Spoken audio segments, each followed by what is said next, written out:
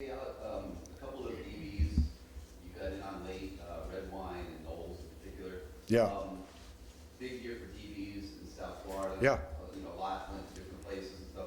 How did these two compare in your evaluations to some of the other kids that maybe were highly regarded by the outside world? Yeah, I think so. To answer your question, for all the kids, and again, it just was what we needed this year in terms of Michael Jackson came to camp. He had South Florida ties. He was 6'1". We wanted to get length at corner.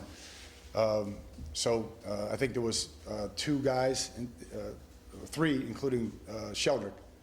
Maybe I'm wrong, but three in South Florida with that kind of length that we offered. We got one of the three. And again, it's really not a function of when you get them. It's can they do the things you needed them to do. So we're like when you guys evaluated, did you see them as comparable level players, even though maybe some of the? I think you're splitting hairs. I think it's like that scene in Moneyball. When he sits across from him and says, "You think you know, you don't know." We think we know. And everybody thinks they know. All around the country, everybody thinks they know.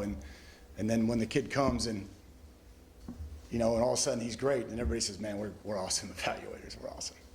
But the reality is, you're splitting hairs, and there's a lot of corners down here, this year, and so the guys that were not 6'1", we just needed length at that spot, Gary.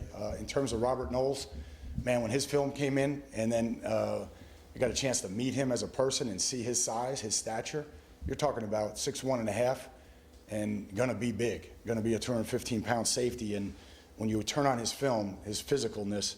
So again, why do guys like Mack, Khalil Mack go to Buffalo and end up being first rounders? It's just because a lot of guys are filled up in the recruiting cycle. They're not really looking. So we got fortunate there with Robert Knowles, and I feel the same way about Sheldrick. But you're splitting hairs, Gary, in terms of who's really, because it's going to come down to character, it's going to come down to makeup, it's going to come down to who's consistent off the field, because the guys, if they're consistent, they're going to keep growing, keep learning, keep improving, all of those things. So those guys wanted to be Miami Hurricanes, and I think that's important too here, Gary. I don't want to lose that. Those guys wanted to come.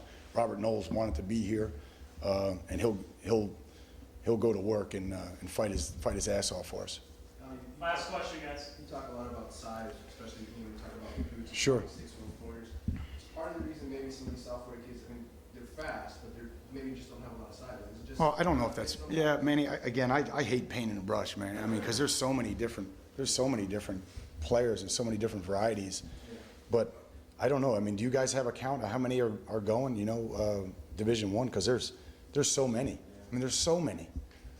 So again, you can't get them all. Just make sure the ones that you get can do what you need them to do and fit your system. And but because our skill numbers will be high, I expect our South Florida numbers to be really high next year, as is already evident by every single one of them. 100% of the 13 committed for next year are from Florida. So we are gaining a little bit of traction in Jacksonville. I like that. We've done well in Tampa, obviously, and now we're kind of moving down the West Coast a little bit, which is great. It's great for us to do that. We're getting them a little bit more in Bradenton, a little bit more Venice. Got somebody committed from Naples the other day. That's great. We should be in that whole area, and if we don't have to leave that area, we're not going to. All right, everyone. Thank you so much. Guys, thanks so much. Have a great day.